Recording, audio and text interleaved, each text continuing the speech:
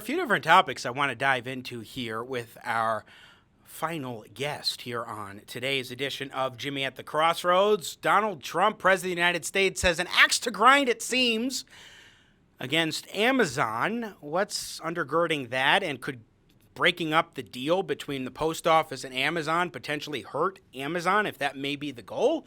Also, how big government are the current leaders of the Republican Party, particularly President Trump and Senate Majority Leader Mitch McConnell? Let's talk about that and more with Rick Newman, Yahoo Finance columnist and host, who joins us here on Jimmy at the Crossroads. Rick, welcome back. It's good to have you.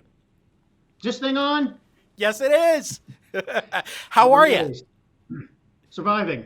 Surviving. You know, I think that's what we all are doing right now through all these challenging times. So what have you been doing to help you survive through all this? I mean, obviously, we're fortunate enough to be able to work, especially in the circumstances that we're in right now. But what have you been doing otherwise to sort of keep trucking on? Well, we're very busy at Yahoo Finance. I mean, we're covering what's happening in the markets, which is a lot, the recession, all the layoffs and everything. Our traffic is way up. So we're keeping busy. We're broadcasting remotely like many other networks are. I'm lucky. I live right outside of New York City, which is a hot spot for sure. But I live in the suburbs. I'm able to go running and for the most part stay away from people, sort of go out in the middle of the street if I have to or way off the path. And I'm going to be planting my garden during the coming weeks. So I've got a few things at least to take my mind off being stuck at home. That's good. It's always helpful when you can be preoccupied amidst everything, especially. Rick Newman, I just want to get your thoughts real quick on what we've seen in the stock market and then dive into some of your stories, just because it's been an interesting phenomenon. We spent some time talking yesterday. The last couple of days have been a positive for the market, despite the negative 4.8% GDP growth in the first quarter, particularly because of the last 3 weeks of March when we were starting to see these economic shutdowns take place. And then also, when we got into the month of April, things started getting even more difficult. So second quarter, we're expecting an even steeper decline, which means we will be and technically are in a recession, 2 consecutive quarters of negative economic growth or economic contraction. But at the same time, the market was up a couple of days. Now today, it's down a bit. But what do you make of that dynamic? Why do you think that is? There's a giant divergence between what we're seeing in the real economy and what we're seeing in the stock market. So the stock market has really recovered quite nicely from the lows it hit in March. And we've had a lot of people on Yahoo Finance trying to guess what is the market reading into the situation. And basically, it seems like the market is pricing in a V-shaped recovery. That's we bottom out and then we shoot back up pretty quickly. And there's nothing disrupting that. It's a linear recovery, and I think that also suggests the market anticipates that there will not be some kind of setback coming with the virus, a second wave, or other problems as states let businesses reopen. So the real question is the market right or wrong? And of course, nobody ever knows, but it seems to me that the market is way ahead of the economy at this point. We're here. So we've been hearing about possible vaccine breakthroughs or treatment breakthroughs. But even if everything goes right with that news, it still is easily going to be a year before there's a vaccine available for mass distribution. And markets just don't seem to be anticipating, another 12 to 18 months of at least partial lockdowns where people can't go back to work. So the market is the most optimistic player in the economy right now. I think the one thing that really helps to explain this, and I think you put your finger on it, is the idea from investors that reopening will happen sooner than later. My view on the trajectory of the economy is how quickly governments allow it to reopen, which is only part of the equation, because then businesses have to make the determination. We're allowed to open, let's say. Is my business ready for it? Is it appropriate? What's the liability question? How is that going to be answered? Will businesses be held liable if a customer goes into a restaurant or to a movie theater and ends up contracting coronavirus and then we have a bit of a spread? That's a question that hasn't particularly been answered yet, at least to my knowledge. So that's only part of the equation, is when the economy officially is allowed to reopen in various states. Then businesses have to take the ball and run with it. But I do think investors, at the very least, are optimistic about states sooner than later beginning that reopen process. And I'm not a believer, Rick Newman, that it is tenable to expect a long-term sort of lockdown like we're seeing right now. I don't think that that's practical to happen, but we never know. I mean, some governors are insisting that they want to keep things locked down out into potentially months out in the future, if not longer. So what do you make of that? I think it's a misperception that governors somehow want to keep economies closed and businesses closed longer than necessary because to their mind, public health trumps the economy. I mean, public health is the economy at this point, and no one's talking about. The presumption in this discussion is often that, as long as governors say businesses can reopen, that everybody's just going to go back to what they were doing before the coronavirus. And I think that's a completely terrible assumption. If you have virus resurgences, everybody's going to know about it. If the hospitals start filling up again, you're not going to persuade people to go back to malls and movie theaters. I mean, if you say everything's open, but the virus is now spreading again and more people are dying and we're hearing about more, horrible things at nursing homes and the rest, people are not going to go back out. So, I mean, public confidence is crucial to this whole discussion. And that's the thing not too many people are talking about. So right now, in most states, the governors are popular. Voters do approve of the job the governors are doing. But if the governors blow it and people start to lose confidence in the governors making the right decision, I mean, to my mind, that's the worst possible outcome, because then you're going to end up having to keep people home longer than you would have otherwise. And at best, you'll get a W recovery where you bounce down, you bounce up, and then you bounce down again. And who knows how long you stay at the bottom the second time. To me, that's the worst case outcome. Again, Rick Newman is our guest, Yahoo Finance columnist, joining us here on Jimmy at the Crossroads. I don't want to delve into this aspect of the discussion longer, except to just say that while I agree with you, public health is economic health, I also think that economic health is public health. And so if you don't allow for the opportunity for businesses that can function to start reopening in areas where it's maybe prudent to do so, I think that will have long-lasting repercussions. But I want to ask you about something different. You've written about this. Very interesting. I'm just going to read the title here. Trump and McConnell are the biggest big government Republicans ever. That is a very strong term. What do you mean? I guess you have to go back to the 1800s and the beginning of the Republican Party if you're really going to make a claim like that. But I think it holds up. I just looked at the latest numbers from the Congressional Budget Office on federal spending as a percentage of GDP. And based on what the stimulus programs we've had during the last 6 weeks, it looks as if federal spending is going to add up to 30% of GDP this year. That is, we have not had that much federal spending as a percentage of the overall economy since World War II. That is the highest level since 1945, and it's probably going higher because we're probably going to get more stimulus. And of course, Mitch McConnell is in charge of the Senate, which Republicans control. And he's the one formulating and signing off on all these spending bills, along with Nancy Pelosi in the House, obviously, and Trump is signing them. So I'm not saying they should necessarily be doing anything different. I think I'm just pointing out the irony that it's basically the once small government conservative Republican Party that is initiating a lot of these giant spending bills and is probably going to be passing more of them. I know.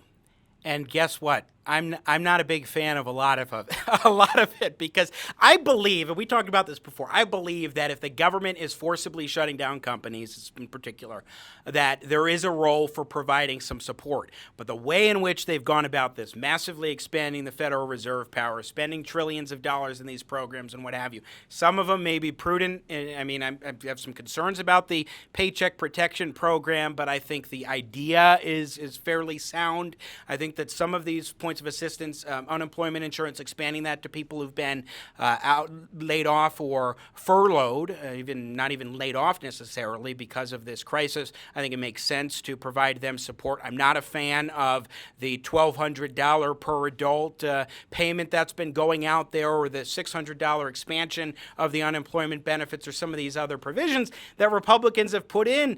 And I can't really disagree with you. The idea of the biggest government Republicans, certainly within the context of this crisis, and it's rather stunning. But at the same time, if you think about it, I mean, Donald Trump is not someone who comes at the office of the presidency as an ideological conservative. He's not an ideological person. Now, he's governed in a lot of conservative ways as far as regulations and the Tax Cuts and Jobs Act and what have you, but by and large, he's not, and we saw that bear out with the free trade, attack on free trade that he's done with the trade war and so forth. So I'm not exactly surprised to some extent, but it is interesting.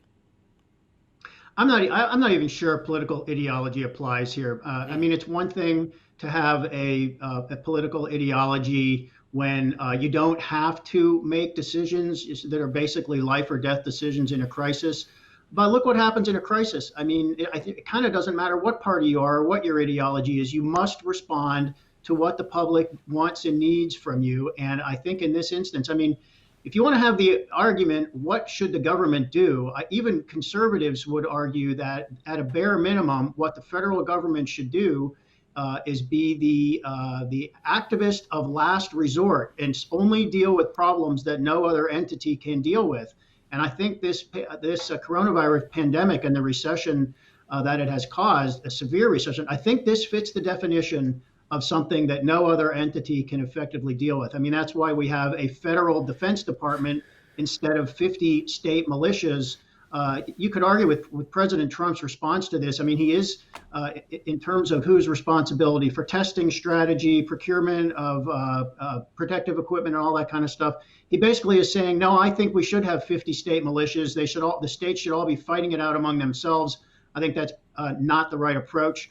But look, I mean, the economics of this, I think, are pretty clear. It's better to plow money into this ahead of time and resolve it as quickly as you can than to hold back and then just let the thing go on for years and years, which it probably would, and the ultimate cost would probably be higher. So in a crisis like this, most politicians turn out to be pragmatists because there's not much of an alternative. Well, I'm not convinced that a lot of what's being done is the pragmatic way of going about it. But it's an interesting situation, to be sure, from an historical perspective, where after Republicans were complaining for 8 years under Barack Obama about his growth and expansion of government, that suddenly you've gotten to President Trump, who, by the way, I look at the Defense Production Act and his use of that. I vehemently oppose it. I think that it is central planning, and I'm not a fan of that particular approach, especially because I don't believe that it was necessary.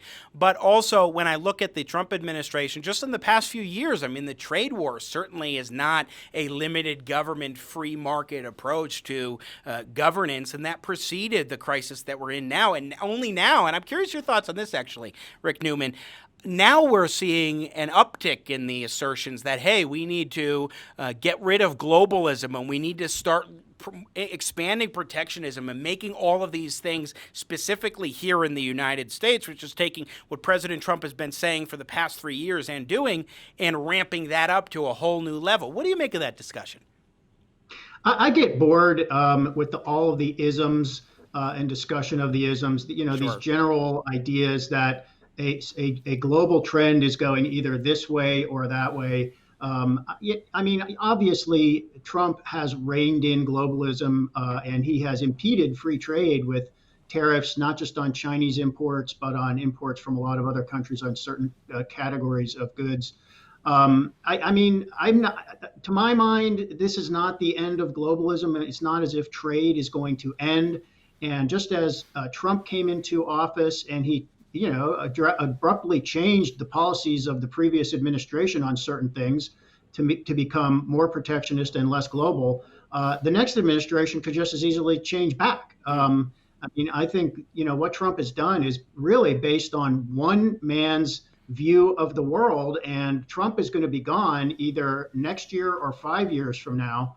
And I'm not sure anything Trump has done is going to be lasting. So, and to this extent, private enterprise has a role in this, which obviously it does.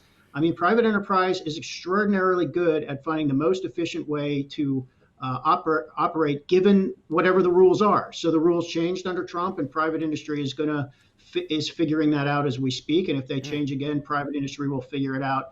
Globalism has many advantages, and free trade has many advantages that are kind of hard to point to.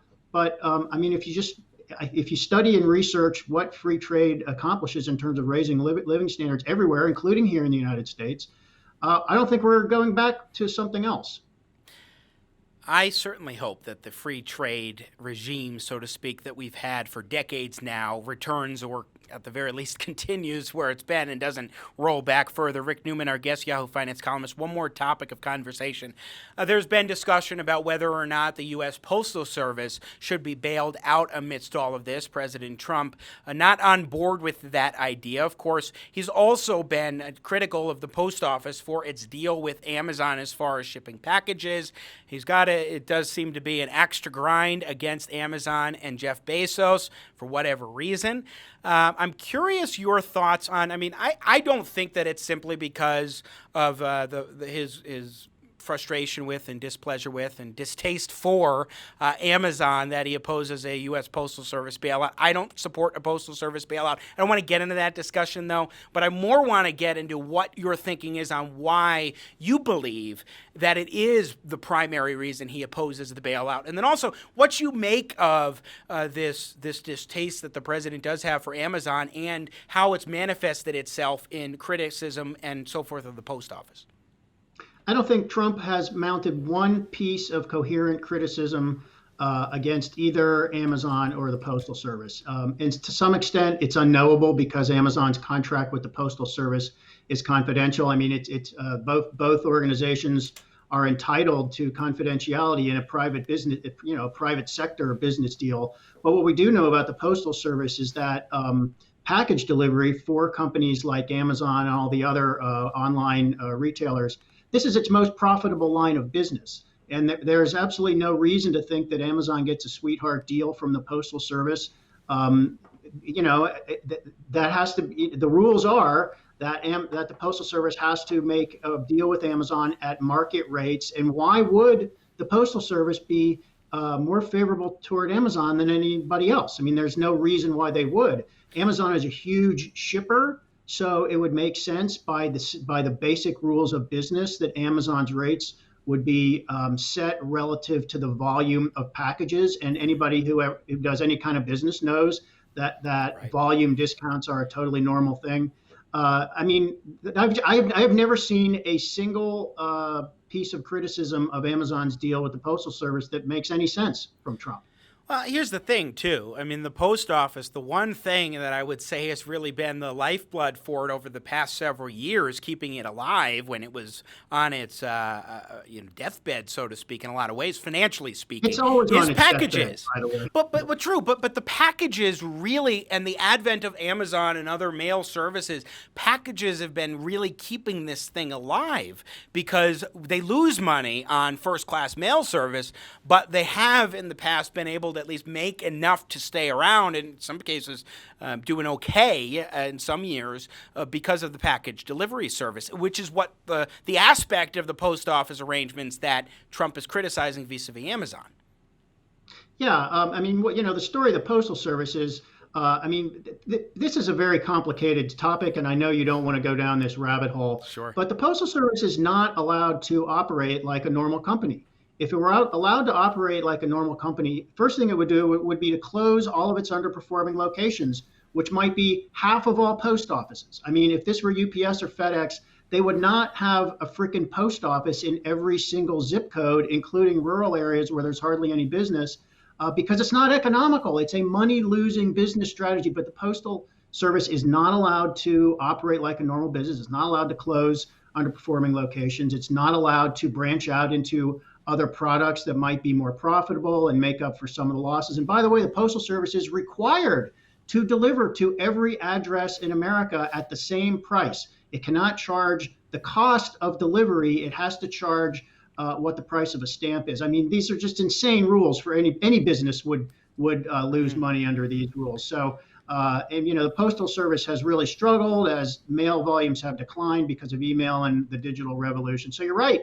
Package delivery has been a bright spot. By the way, what Amazon is doing is developing its own logistical network and its own delivery system, right, so that it doesn't have to rely on the Postal Service. And guess what? If you priced Amazon out of the Postal Service and did what Trump wants, which is raise rates 4 times, Amazon wouldn't pay 4 times the rate. No, they'd go to somebody else or do their own system. Yeah, ramp up their own system. Right, absolutely. No, I totally agree with that point. So in terms of the post office arrangement with Amazon, I mean, clearly, it's clear to me that this is a proxy for President Trump not liking Amazon. What do you think explains that? It's not that he doesn't like Amazon. It's that Amazon CEO Jeff Bezos owns the Washington Post, which like most mainstream news organizations, exposes all of Trump's lies, keeps a running list of every lie he tells, criticizes all his erratic behavior and his policies that don't make sense and his flip-flops. So his beef is with Jeff Bezos and the Washington Post, but he's trying to punish them through Amazon. Okay. No, that makes sense to me. Now, I'm not a fan of the Washington Post myself, but the idea that President Trump would be consistently going after Amazon in these ways when it's been, I mean, look, one of the big reasons why people are able to get through this crisis right now where we're stuck at home is because of the advent of Amazon, which is providing all sorts of opportunities here. Yeah, I mean, look, Amazon is keeping a lot of households afloat. Their only source of toilet paper and many other things they need. And I should point out, Amazon is consumers love Amazon.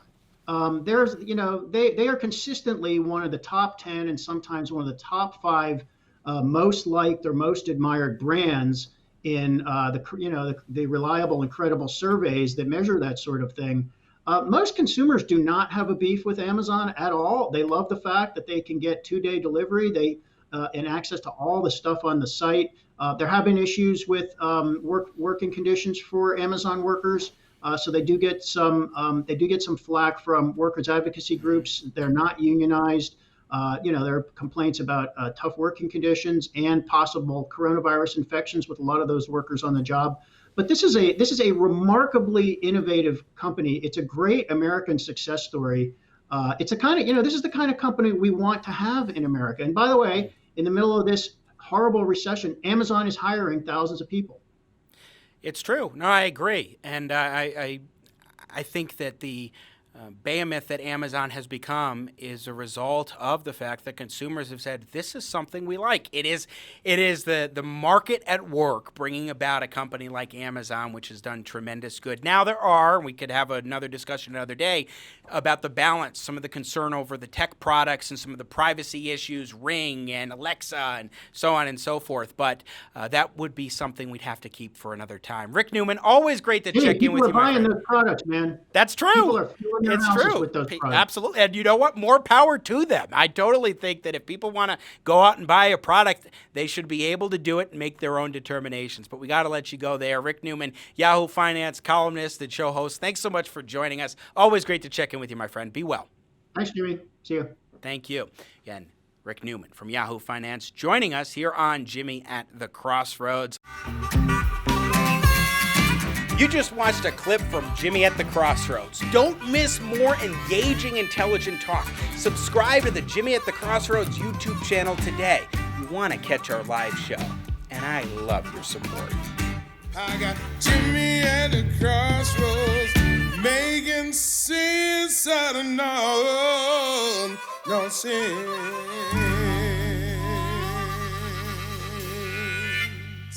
Yeah.